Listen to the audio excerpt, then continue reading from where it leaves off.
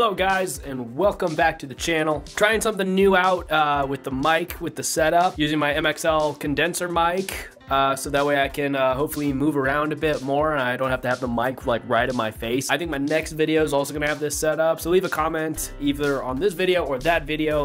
Let me know if it sounds okay. Hopefully I'll know if it doesn't sound okay though, like while I'm editing, maybe if it like sounds like crap. It is January 1st of 2021 when I am recording this video. And I thought, well, every other music YouTuber in the world is going to be doing a video about talking about the best music of 2020 if they didn't do it last month. So I figured I would do the exact same thing, say original. I'm just kind of gonna talk in like broad terms of what I thought about the year. Now, obviously, COVID-19 had a huge impact on the music scene to where the music scene is next to dead right now. So that's fun, I guess. I was fortunate enough to get to go to 2 concerts before COVID kind of, you know, shut everything down. But I'm also the kind of person who would go to maybe a dozen concerts a year. But yeah, I got to go down to Wichita and see Breaking Benjamin and Korn. And then a couple weeks after that, I got to see a band called Convictions. 2 really good shows for sure, but yeah, nowhere near as many shows as I would have liked to have gone to, and that really just disrupted everyone's plans. This was supposed to be a huge touring year. A lot of bands I know were even going overseas, or they had just dropped albums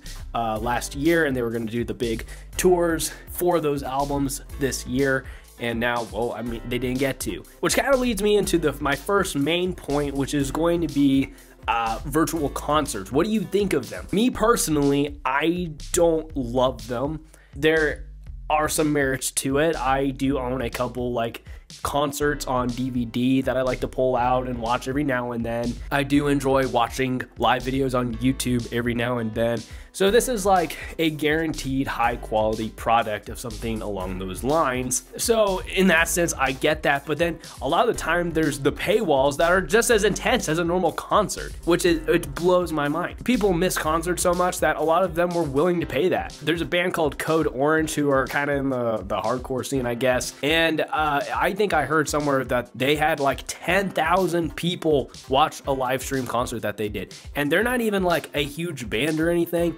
So 10,000 people to give them who knows how much money, probably 20, 30 bucks to watch a concert on the internet is bonkers. I know that part of it might just be the bands wanting to stay in their routines, and that's fine. And I was personally okay with the live streaming over social media, which was, you know, free for people to watch. But then Facebook decided, oh, we're not gonna let bands do that. And I can make a whole video about how stupid that is, but that's not worth my time and it's old news at this point, so whatever. But virtual concerts, I don't think personally do it for me. I did pay for one virtual concert, kind of. One of my favorite bands, Demon Hunter, have an acoustic album that's coming out in March. And I got this whole pre-order box set for it. And one of the things that came with it was access to an acoustic live stream concert that they were doing. And so it came with the box set, so I was going to watch it anyways, so I did, but I wouldn't have gone out of my way to watch it anyways, especially since in 2019, I saw them on their headline tour that they did where they played a whole acoustic set and then took a break, intermission, and then a whole normal set. So it just wasn't that interesting to me, and that's even from, you know, one of my favorite bands of all time. Of course, that's just my opinion, so obviously, if you like virtual concerts, let me know in the comments if you like them and why you like them. It's just personally for me, it doesn't have the same emotional impact as a real concert. I think the general stimulus for that is the same. I think the general consensus is the same for that.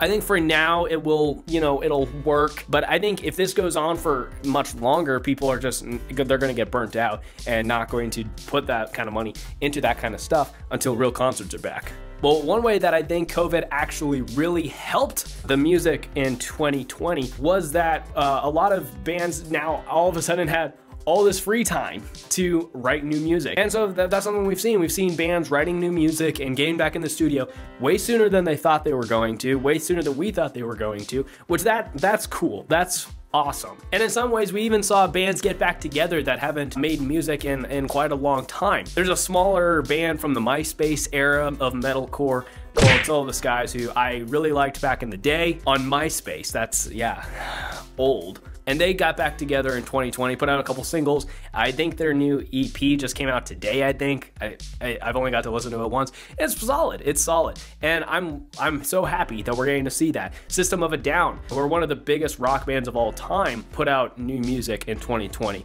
and they hadn't had any music in like 8 years or something crazy. I don't know if that, don't quote me on that. I don't know if that's the right number. And then that free time also is letting bands do things that they haven't really done before and start to restructure their marketing. I think a big fault with a lot of bands is that so much of their income comes from touring. So if they're not touring, they're not making money, and the bands that are like that, that really hurts them. And so now we're starting to see a lot of bands, they have Patreons where they have special things that they do. Some of the more talented guys are doing like guitar lessons or drum lessons. We're seeing a lot of musicians start doing Twitch and stuff like that.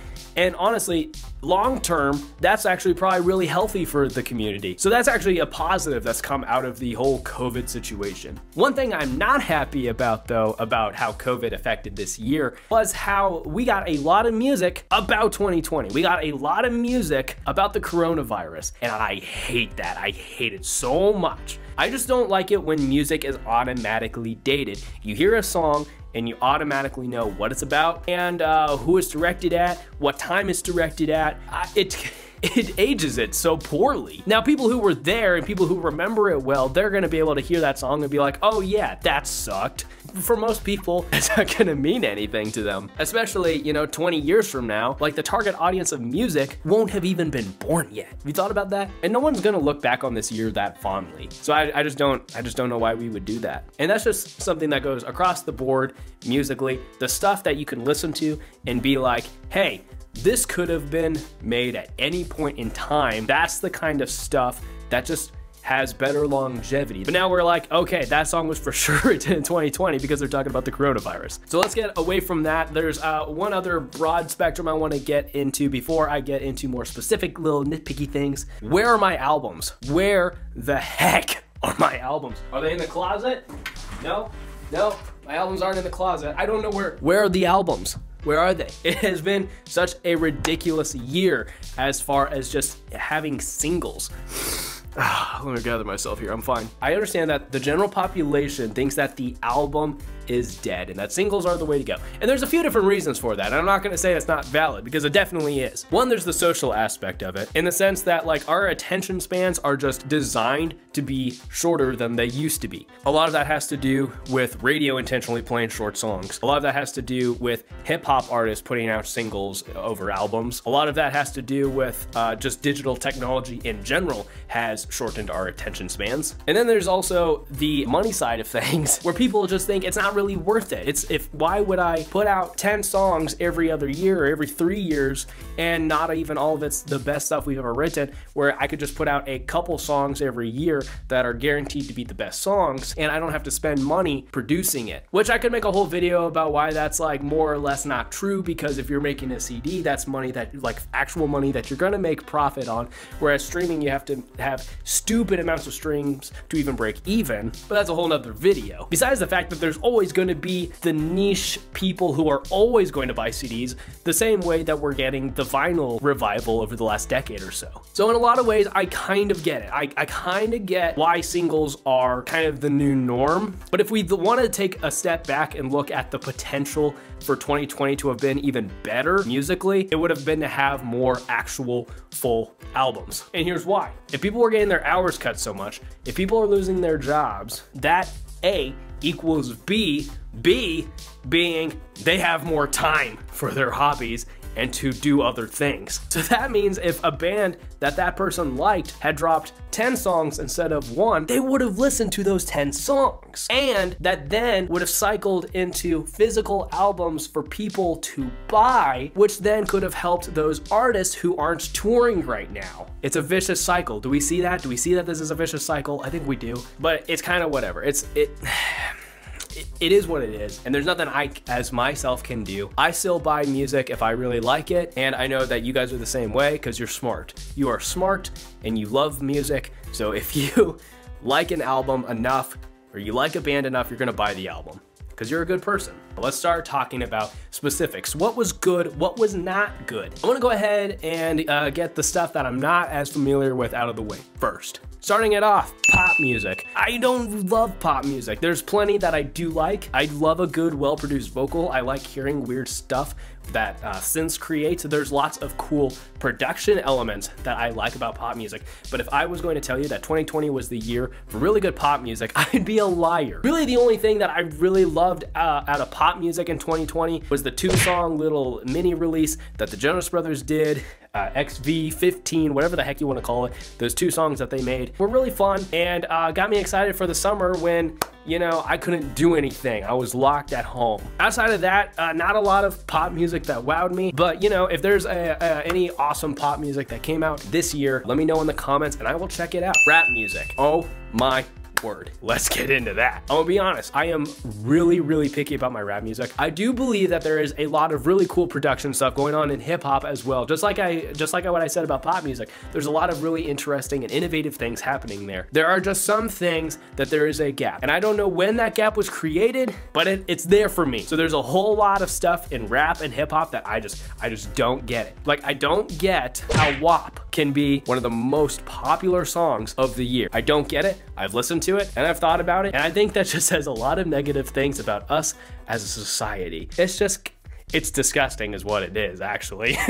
And like I said, it's not my favorite kind of music. That's just my personal preference. None of my favorite rappers made any music this year, or nothing significant, I should say. Though someone who I am starting to pay attention to, who I didn't really pay attention to before, is Childish Gambino. I've heard some of his music here and there, but honestly, 2020 gave me the time and energy to listen to more of Childish Gambino and actually find some stuff I actually like. So moving into 2021, that's definitely someone who I'm going to be paying more attention to. Okay, so let's go ahead and move into rock. This was a weird one. My favorite band of all time is Red, and they had an album come out in April, I think, called Declaration. In a lot of ways, it could have been their best album they've ever made. It was basically Korn with violins, and it was their first independent release, so they were like, to heck with it, we're gonna write the heaviest album we've ever made. And that's really cool, and in a lot of ways, those are some epic songs. There's a lot of really good songs. But if you compare that to the rest of their discography, it just kind of sits there in the middle. It's not their coolest stuff that they've ever made,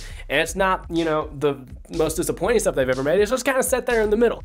That's what it was. It was mediocre. My favorite band made an album that I view as relatively mediocre. But kind of getting on to what I said about the pop and hip hop side of things, a lot of what's cool with the innovation going on in those genres is the synths and all the weird sounds that you can make with that. So that my favorite rock album of the year is actually influenced by Everything in Slow Motion, but there is just a ton of really cool dynamics and weird noises and ear candy, and just mwah, it's awesome. I love it. And that's kind of it. I think Evanescence was supposed to have a new album out this year. They had a couple of singles. I heard some stuff about making an album, and then it just kind of never came out, so I don't know what the heck that was. It was weird. Like I said, it was a meh year for rock. So moving into metal, what's going on in the metal world? Not much.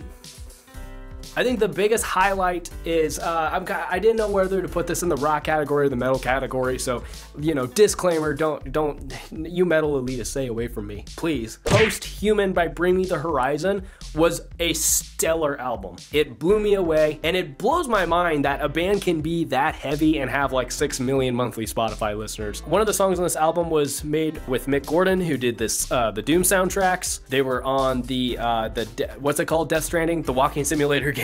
They were on that. They did a collaboration with Baby Metal. They're doing a lot of things that you would see in the pop and hip hop world. They're doing a lot of collaborations. They're not being that heavy. They're writing a lot of really catchy hooks, and they're being innovative with synths and ear candy in their production. Tickle my nostalgia a little bit. There were a couple songs that were very Linkin Parky. Hybrid Theory and Meteora were some of the early albums that I got into when I was like, you know, in middle school. Made me happy. An album that made me a little less happy was The Path by Fit for a King. Fit for a King are awesome. So this is, you know, no disrespect to them. I genuinely love them, but The Path just wasn't that good. The songs that are good are mwah, in the top tier of Fit for a King, but then the rest of it is not that good. The title track, for example, is kind of like Walk by Pantera, if it was bad. And I like that they are incorporating a little bit more of the early melodic metalcore stuff that we got like in the early 2000s.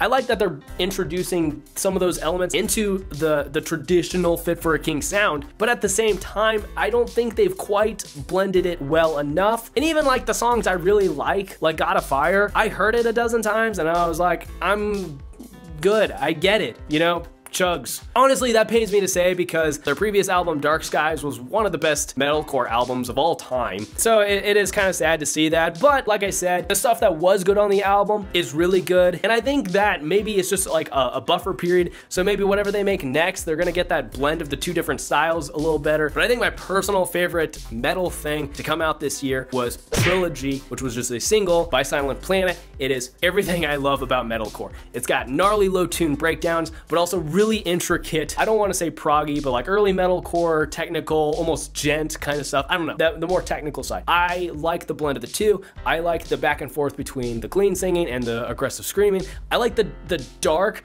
but also very deep lyrics. It is such a good song. Anyone who is not keeping up with Silent Planet needs to get on board. And I think if that's the song you start out with, you're also going to love Silent Planet. I didn't really want to talk about this, but I feel like I should mention it. Architects, yeah, they got a new album coming out here pretty soon. I think it comes out in February, I don't know. They have 2 new singles out for it, and they're good. I don't know.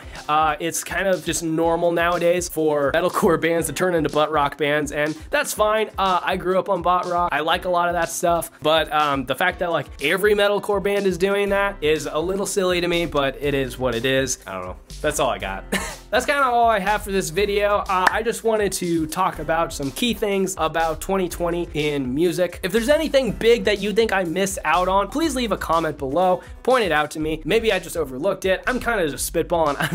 I'm just saying what I'm saying as it comes to my mind. I have no script right now. I'm just talking. There's tons of good stuff that I missed and tons of bad stuff that I missed. So especially let me know what your favorite piece of music was, whether it was an album or a single, regardless of genre, whatever your favorite piece of 2020 music was, let me know in the comments. I would love to check it out if I haven't heard it already. I have high hopes for 2021. I hope it's going to be an awesome year for music, and I think it definitely has the potential to, especially like I said, a lot of bands have had the time to write new music. They've got albums worth of stuff by now, so I'm sure we're gonna get more albums because I like that. I still like to sit down and listen to a piece of work from beginning to end the way it was intended to be listened to. Deep philosophical thoughts here. But thanks for watching this video. Make sure to like, share, subscribe, follow me on Instagram at the Morgan Monroe Band. If you are in the general Kansas City area, I just opened my recording studio, so get in touch at Stickhead Studios on Facebook or shoot me an email. That's all I got for this video. This video is way longer than I thought it was going to be. God bless you guys, and I will see you in this new year.